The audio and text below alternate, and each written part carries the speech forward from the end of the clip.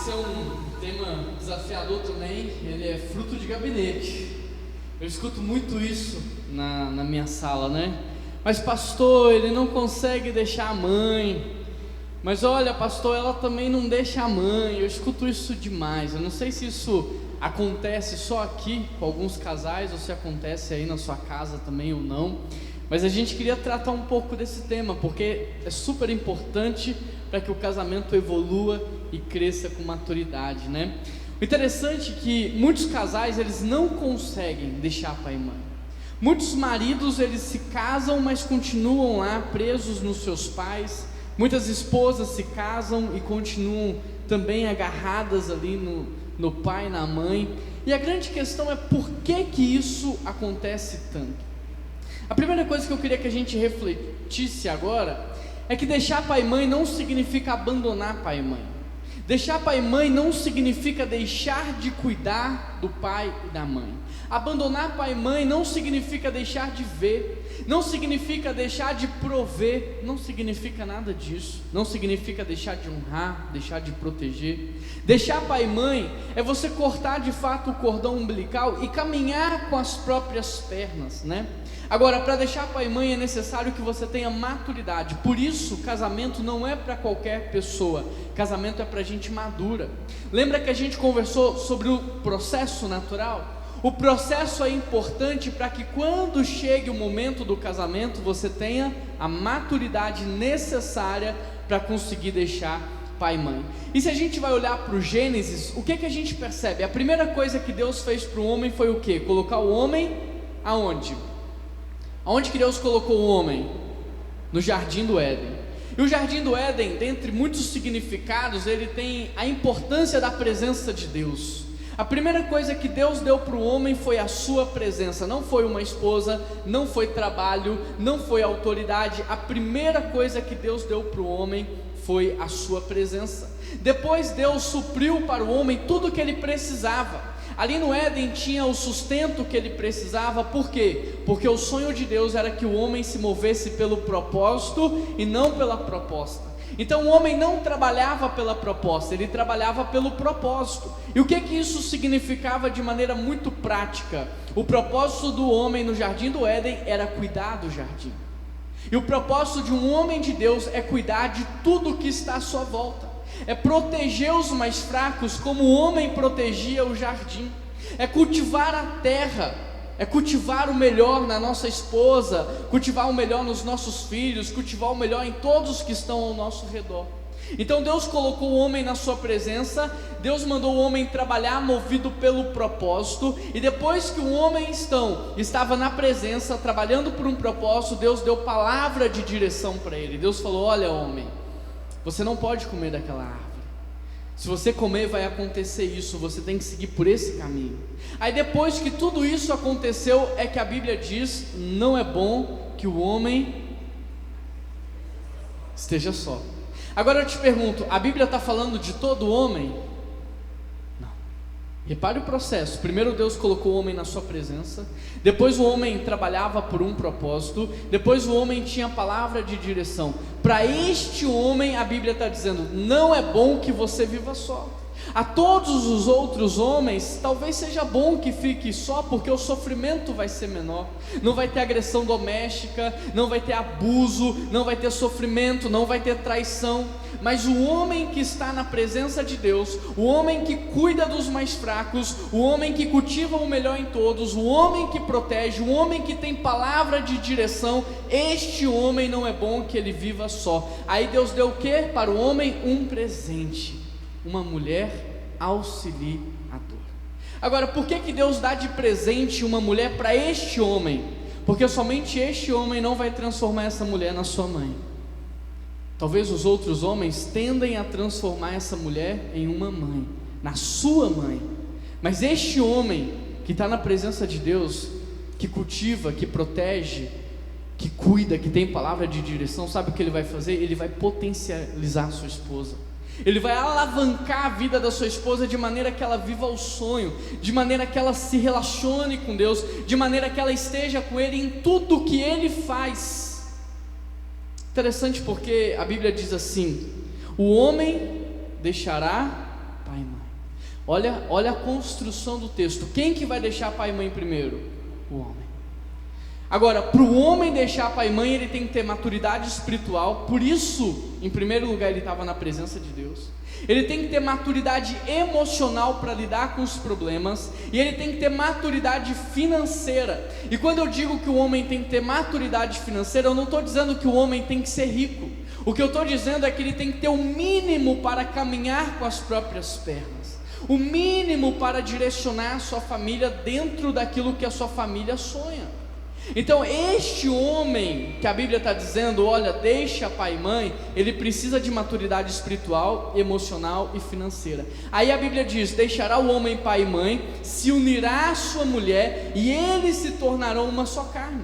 Muitos entram para o casamento e já acham que são uma só carne, já querem ser uma só carne, mas ser uma só carne é um processo, como tudo na Bíblia é um processo. Se você quer ser uma só carne com a sua esposa, você, homem, precisa deixar o seu pai e sua mãe. Você, homem, tem que transferir a dependência espiritual que você tinha para o seu pai para Deus.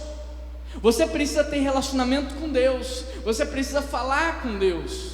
Depois você tem que ter maturidade emocional. O que isso significa na prática? Está com um problema? Não vai correr para o seu pai. Você vai sentar com a sua esposa e você vai falar assim, olha, somos nós dois. O que a gente vai fazer? Brigou, não vai fugir para a casa da mãe, não. A gente está casado agora. Não vamos deixar o sol se pôr sobre essa briga. Tudo bem, eu fiquei irritado, você ficou brava, mas a gente tem maturidade para resolver os nossos problemas. Me perdoa pelo que eu falei, me perdoa pelo que eu fiz. Vamos sentar, vamos resolver. Maturidade emocional. E por último, maturidade financeira. Se você não tem condição de ter uma casa grande, uma casa gigante, eu não tenho condição, tem uma casa pequena, mas paga com o seu salário. Paga com o seu salário, para de depender financeiramente do seu pai e da sua mãe. A partir do momento que você casa, agora é você e a sua esposa. Eu não tenho condição de pagar um apartamento, vai morar você e a sua esposa numa kitnet. Vai morar num lugar menor, mas a partir do momento em que você casa, você vai caminhar com as próprias pernas. Não temos dinheiro para nos sustentar, então não casa. Porque casamento é para gente madura. Casamento não é para qualquer tipo de pessoa. Casamento é para gente madura, é para quem tem maturidade espiritual, é para quem tem maturidade emocional e maturidade financeira. Aí os dois entraram no casamento, o homem já tem esses 3 tipos de maturidade. O que vai acontecer? A mulher agora, porque está encontrando no homem um ambiente de estabilidade, um ambiente de segurança, ela vai transferir a dependência que ela tinha no pai para o seu esposo, porque o seu esposo no casamento aponta para quem? Para Cristo, como a igreja depende de Cristo. Então, porque esse homem agora tem maturidade espiritual para guiar a sua família, para dirigir a sua família, porque esse homem tem maturidade emocional para abraçar a sua esposa, para ser um ambiente de segurança para ela, para potencializar ela, porque ele tem segurança emocional para não agredir, mas para acolher, porque ele tem segurança financeira, não é para dar luxo, mas para dar o básico. O que a mulher vai fazer? Ela vai transferir a dependência que ela tinha no pai para o seu marido. Muitos homens chegam para mim e falam assim: Juan, mas a minha esposa, tudo recorre ao pai, tudo vai no pai, tudo é o pai. O que está faltando? Está faltando a maturidade emocional, espiritual e financeira em você, para ela confiar em você.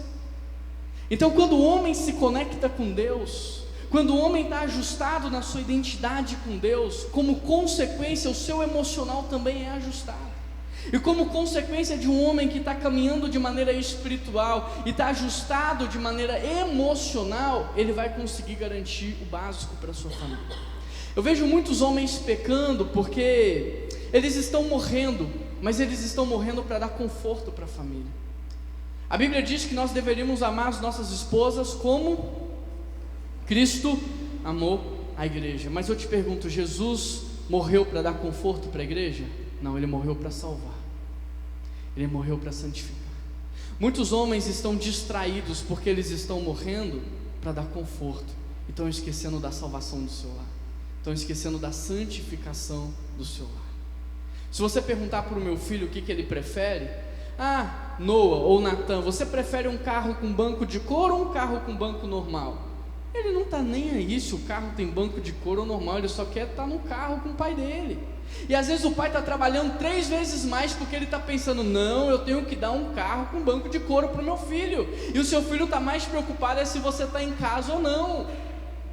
Talvez você está aí se matando de trabalhar para dar conforto, dar uma casa gigante, e o seu filho não está nem aí para nada. Ele pega a caixa de brinquedo que você dá, coloca o brinquedo de lado e fica brincando com a caixa. Então a gente tem que tomar cuidado, porque às vezes a gente se distrai na nossa missão de morrer pela nossa família, e a gente até morre, mas para dar conforto, quando era para salvar. Então a direção da nossa casa, a luz, o caminho a gente dá, porque para quem que Deus deu a palavra no Éden? Foi para Eva? Foi para quem? Como que Eva sabia? Porque Adão falou, porque Adão comunicou, porque Adão transferiu. Muitos homens estão calados dentro de casa em silêncio. Era para a gente estar trazendo a direção para a família. Era para a gente perguntar para a esposa e falar assim: o que que Deus colocou no seu coração? Eu vou te ajudar a chegar lá. Eu vou te potencializar para que você viva o projeto de Deus para a sua vida. Muitos homens estão calados dentro de casa e eles estão perguntando para as crianças assim: o que que você quer ser quando crescer? Como que uma criança pode responder isso? A função é do pai de chegar e discipular o seu filho, de falar assim: filho, o que será que Deus fez você para fazer? Deus te criou para quê? Então vamos caminhar junto, filho. Tem muito pai morrendo para pagar a escola cara para os seus filhos, só que a vida aqui na terra passa muito rápida. Será que você está morrendo para salvar o seu filho durante toda a eternidade? Para dar para ele aquilo que de fato importa? Então a gente começou conversando sobre machismo, depois feminismo, depois falamos dos processos, linguagem do amor, porque o nosso maior intuito aqui numa noite como essa é te ajudar a entender o seu papel dentro de casa. Porque o que a gente está fazendo aqui é uma guerra milenar. Isso aqui não é um evento de entretenimento, querido. Se você quisesse um show de stand-up, se você quisesse entreter, eu te garanto que teriam lugares melhores para você ir. Mas aqui o que a gente está fazendo, a gente está participando de uma guerra, sabe por quê? Porque o que mais se faz hoje é destruir a família.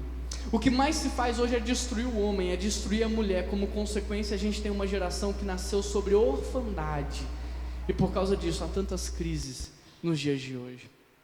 Se você é homem, quer ver a sua casa mudada? Comece em você. Jesus começou servindo, amando. Tem muito homem que gostaria que a sua esposa fosse submissa. Mas sabe por que a sua esposa não é submissa? Porque você não tem uma missão. Porque submissa significa que ela vai estar debaixo da mesma missão que você tem. Como você pode exigir submissão se você não sabe qual é a sua missão? Sabe por que muitas mulheres não são submissas? Porque os seus maridos não a amam como Cristo amou a igreja. Porque que mulher não seria submissa a um marido que a ame como Cristo amou a igreja? Quando a mulher encontra um marido que a ame como Cristo amou a igreja, ela se entrega. Interessante, porque a Bíblia diz o quê? Ame a sua mulher como Cristo amou a igreja, e mulheres sejam submissas aos seus maridos. Sabe o que a Bíblia está falando? Que os dois têm que fazer? A mesma coisa, porque amar como Cristo amou é também se entregar, e ser submissa é também se entregar. E quando o homem se entrega e a mulher se entrega, eles são que nem um trem em cima de um trilho, tudo funciona e tudo dá certo. Amém? Deus abençoe vocês.